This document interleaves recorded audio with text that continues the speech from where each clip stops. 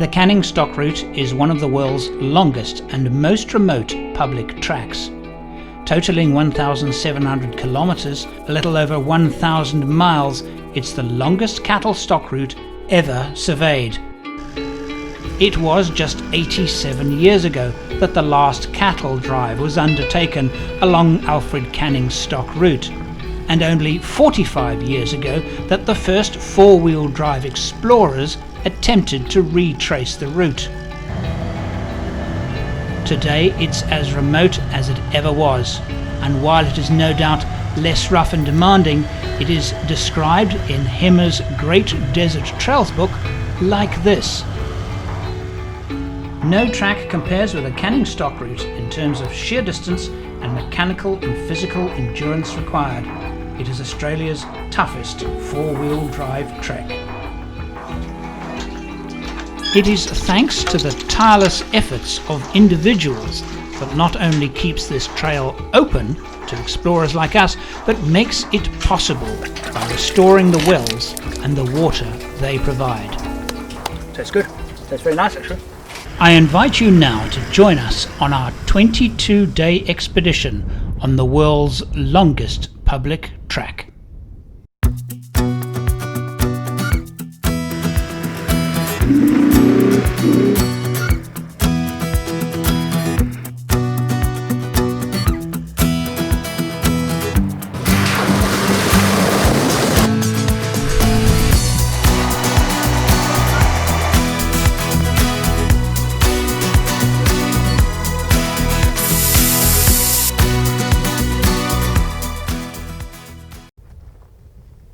It's July 2017. It's a 4-day drive from my hometown to the starting point of the Canning stock route, and the sun is setting on day one. I'm travelling with my close friend Paul Marsh. He's a highly experienced overland tour operator and classic rally mechanic. Not only is this for me the very first time I have explored the Australian Outback, but I'm driving a brand new truck on which I've been working and preparing for this expedition for the past 5 months. The full weight of the stress of building it and getting it done by the time that I had to leave hasn't left me yet. I'm actually still quite stressed. 5 months ago, it looked like this. The good part about it is it's driving brilliantly, and everything is packed inside, and in fact I had a good time packing it, because I was able to open a whole lot of boxes that I hadn't opened in years. Well, I'd been through them, but I hadn't used so much of my camping equipment for a long time. While I was in England, my camping equipment wasn't used because I was shooting in the States and in Africa. I wasn't using much of my own equipment, and of course now I had to find place for each item, find place in the truck. That was enormous fun doing. Now, tell me that doesn't have character. And nobody must wash it for me. And of course I've got some equipment that I've actually saved specifically for my Australian Outback trips. I must say that I'm very pleased with the truck. I think I got most things right. I really do think I got most things right, but of course we'll only know for sure when the roads get really rough, and that's in about 4 days' time. The other part of the build that was great fun was showing it to Paul for the first time. Right now, collecting Paul. I want to film his first reactions to seeing the truck, because he hasn't been watching the videos. He's been in Malawi. So Paul is the most experienced overland vehicle builder I know, so his approval was important. Andrew, man, good to see you. How are you? How are you, my friend? I haven't seen you. That was Malawi. Oh, great. That's always marvelous. No, I had a great trip, really. Oh, man. Okay, that's a good start. Oh, it looks great. I love the colour. Jeez. I'm impressed. Oh. We're going to have a lot of fun driving this one up. Hey, this has to be the best truck you've built. It is the best truck I've built. There's no question. It's the best truck. It's a lot better than the other one in a number of different ways. the colour is just something else. And of course the alucab roof, and I mean, you've got great detail, eh? So how long has it taken? I took delivery in February. February. Wow. Yeah. So of course you're going to let me look over the whole. You're going to be living in it for 4 weeks, so you will probably get to know quite well. And you'll be able to nitpick until your heart's content. I don't want you to. It's a bad idea. Well, you know me. I know you. That's the problem. I'm fussy. But I'm so excited about this trip. This is actually a big tick box. Very big tick box. And coming back to Australia. Yeah. Of course, I lived here for a while, and coming back to actually say we're going to drive the Canning Stock route is just one of these incredible experiences. It's like a lifelong experience to do. Yeah. And we're going to do it in probably my most favourite truck of all time. Right. About 750 kilometres behind us, and my very, very first night camping in the Australian Outback. And that's been an easy day's drive. The car's going brilliantly, and we're about 100 metres from the road, and we're just going to set up camp here. We'll get fuel tomorrow morning after about 1 hour continuous north from here. We'll get fuel. I'm just going to set up camp. We decided that because we haven't done it before, everything's new, we wouldn't wait until it was too dark. Well, we haven't done it on this truck yet. This is christening our new truck. The new truck, first night's camp. Have we named it? I have named it. Okay, what's the name? Smeg. Smeg. Because of Smeg. You get the joke? He gets the joke, okay. Because if Smeg had to make a car, they'd make one of these. Well, it would definitely be this colour. The colour, I agree. Yeah. Oh man, it's a treat to drive. It really is. Nice to drive, hey? Yeah. And so night fell, and we slept with the road trains rumbling past.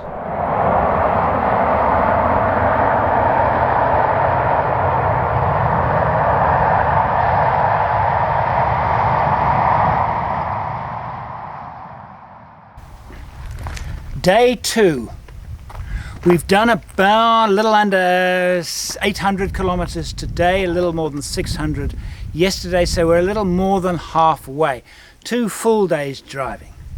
And now, as far as I'm concerned, the magic of Australia begins, because with the trees and the light is so... It's just... the light is extraordinary. It's something about it. It's blue, but the sun's going down, so that's orange, and it can't make up its mind whether to be blue or orange. Absolutely stunning. And all we did is at 4:30 we decided time to find a camp, slowed down to 80, looked left, right, 10 minutes, saw a track. We're half a kilometre from the road along a little track. Silence. Tea? Tea? The drive today hasn't been in scenery like this at all. It's actually been quite dull for almost all of the day. Drab, red soil, not a lot of trees, lots of roadkill.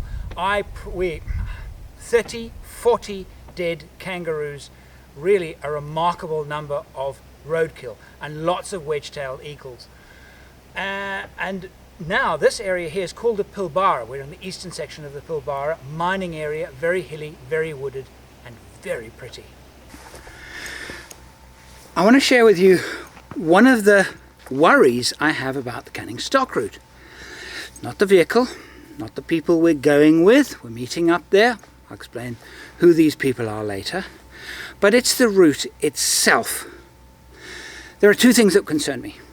One, that it's going to be lots of same old, not really different from day to day. I know there are some areas that are quite different from other areas, but I'm worried that it's going to be very monotonous. The other thing that is worrying me far more, and that is the number of people on the trail.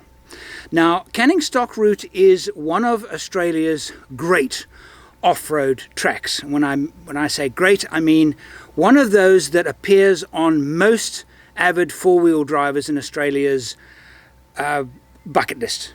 and many of them it will be right at the top. And because of that, there are thousands of vehicles that do the trail every year.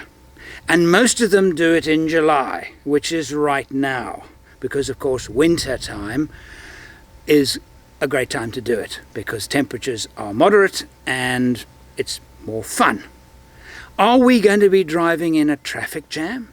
Am I going to be crossing these dunes with vehicles that want to drive much faster than I behind me, or much slower than I in front of me? Will I be able to pull over and get a shot, get some shots? Will there be lots and lots of people on the track? And I don't think that'll spoil it for me, but it'll certainly tarnish the experience. And the reason why I'm worried really is that there is a trail in Botswana. It's called the classic, it's the Moremi Savuti Trail. Those of you who've done it will know what I'm talking about. I haven't done, and it's magnificent. Animals, and it's fantastic.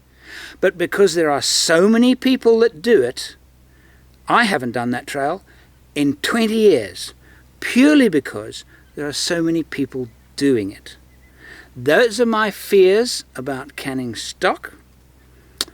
Stick with us and you'll find out if they are realized.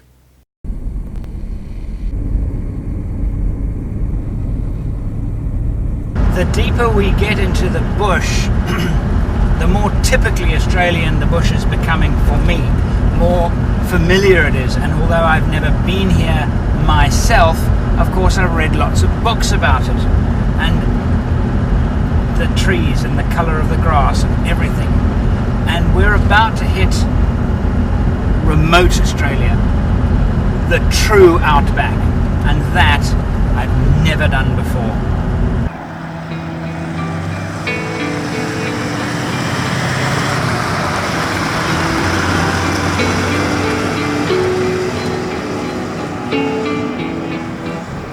I am in the far northeastern part of Western Australia. Yes, Australia. That's not an African baobab tree. It's a boab tree, common in this part of Australia. I've been driving for 3.5 days, and I'm half a day's drive from Halls Creek, small town which is right at the northernmost point of the Canning Stock route. And I've decided to take the route from north to south. So in effect, I'm driving back home to my home in Perth. It'll take me a little under 3 weeks to get there. Well, very exciting for me to be in my new truck on rough ground for the first time. Just so excited about everything, really. Just behaving like a small child this morning.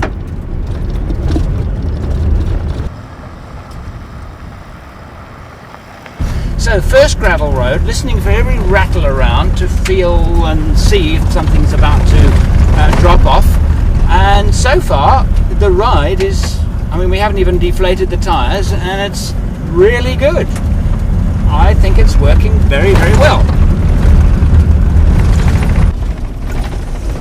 Give me your thoughts on the ride and everything. You know, Andrew, we've got an amazing truck here. I think the suspension's doing exceptionally well. I'm really interested on these new shock absorbers. And the weight has been balanced quite nicely in this truck. She's handling the ride nice and smoothly. Actually looking forward to seeing how she's going to handle on the dunes. But so far, Smeg's doing her bit. During our few days' drive through Australia, I've seen a lot of wildlife, almost all of it dead, mostly kangaroos. This is unusual in that it's a pig. As we approach, lots of birds, wedge-tailed eagle. And I was told, beware of the wedge-tailed eagle, because they gorge themselves on roadkill, and they often take flight when a car passes, and they will always fly and take off into wind. And because they gorge themselves, they fill up with meat and they can't take off properly, so your car slams into them. And then the gruesome part of the story is some of them are so full of maggots that they burst onto your windscreen. I don't know if that is an Australian folk tale or not, but I'm not taking the chance. We are tackling the Canning Stock route in the company of a couple from Scotland who have just spent 6 years living in rural Australia. Like me, they have a Toyota Land Cruiser, but theirs is the far more luxurious 200 series station wagon. But unlike me, they have experienced the Australian bush, and so have suggested that we just quickly go into the Northern Territory before we join the Canning. Why not, eh? After all, how far can it be?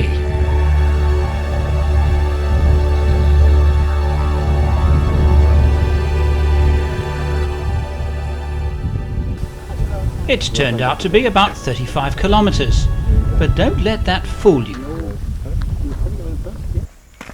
The size of Australia beggars belief. I mean, for example, on the way here, 4 days, high-speed driving, and we didn't even leave the state of Western Australia. Alice Springs, on this red road, 1,100 kilometres without a town, without a fuel stop to Alice Springs on this road. 1,000.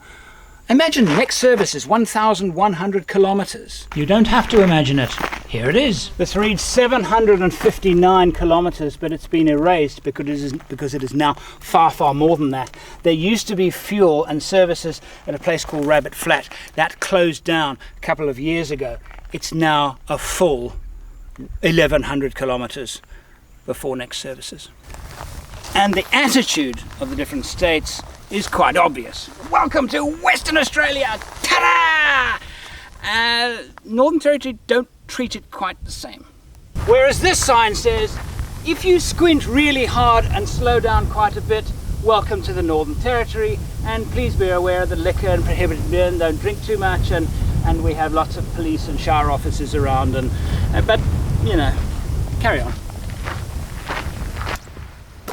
This is the Northern Territory, and my very, very first time visiting it, which means that of all the states on the mainland, the only one I have still to visit is the Capital Territory.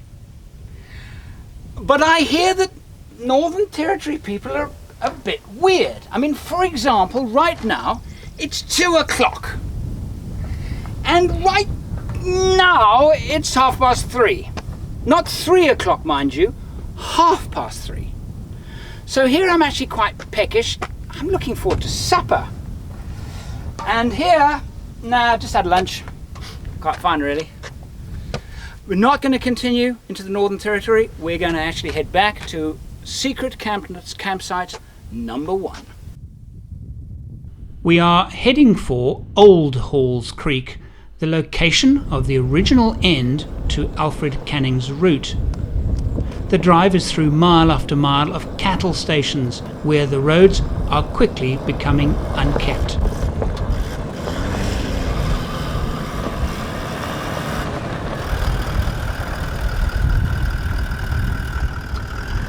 The air system that I've built into my truck is a lot more advanced than I've ever done before. And one of my ideas I'm going to try out now.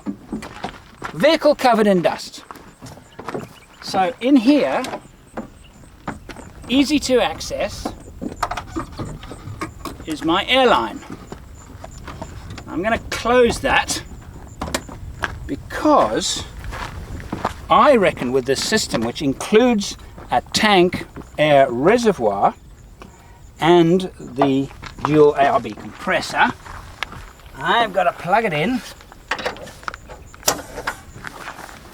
and I'm going to clear the dust. Now the first thing I'm going to do is I'm going to make sure that the direction of wind is not going to blow the dust in my face, and that the car windows are closed. So, okay, wind is blowing this way, so I'm going to blow this way.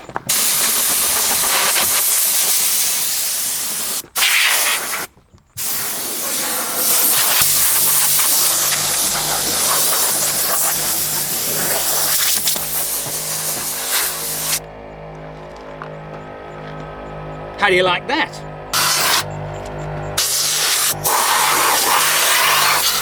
This is low technology. This is Justin. This one always works. Look at this. Whatever you can break down, you can still polish your vehicle off. Look at that. Does a beautiful job. Okay. Okay, we'll let you know. I think we're gonna get on. There you go. Yet one more success. What a nice thing that is. Meet Laura and Justin Busbridge. Hello. Our hosts. I'm going to call you our hosts. Okay. Because you've been in Australia for how long? 6 years. 6 years now. 6 years. Yeah. And you've done a lot of overland travelling, outback travelling, haven't you? Yeah. Okay. So, thank you for bringing us here. What else have you got for us in store? We know you're doing canning stock. What else have you got in store? Well, hopefully some amazing secret places like this one, which this is local knowledge has brought us here. Okay. You don't really find these on the maps. There's no sign to here. Okay. So it's because we were working remote, and we still do, that it's those, that local people said there's a great spot just down the road. That's nearly 300 And you've got more of those kilometres. along the canning? Oh, certainly the top end. We know that where it's on the Tanner Mine, but yeah. Also, we've got some great food. Good, and you're beginning tonight, aren't you? We're beginning tonight, so Yes. we're going to do some chicken with sage and goat's cheese. Right. Yeah. No wine, Excellent. unfortunately. Dry communities around here, so no Oh, wine. well, But, right, dry communities, yeah. that's true. yeah. Well, I look forward to it. And we get to know the Northern Territory wave. That usually means there's flies. The Northern Territory Wave. That's- Yeah. I remember that. Thank you. When the sun goes, they'll disappear. Yeah.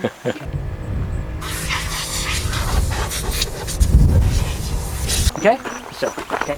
This is the Still. still. Smile, Okay. smile.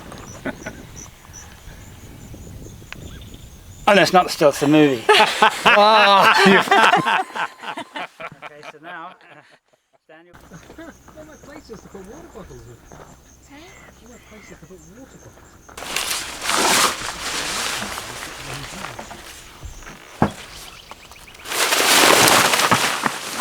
Go and sort it out.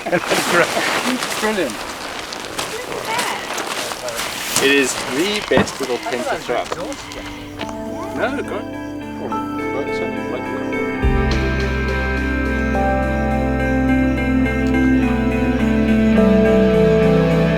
Join us next time when we cut an onion, get spiked by grass, incredibly prickly, and fill up our tanks.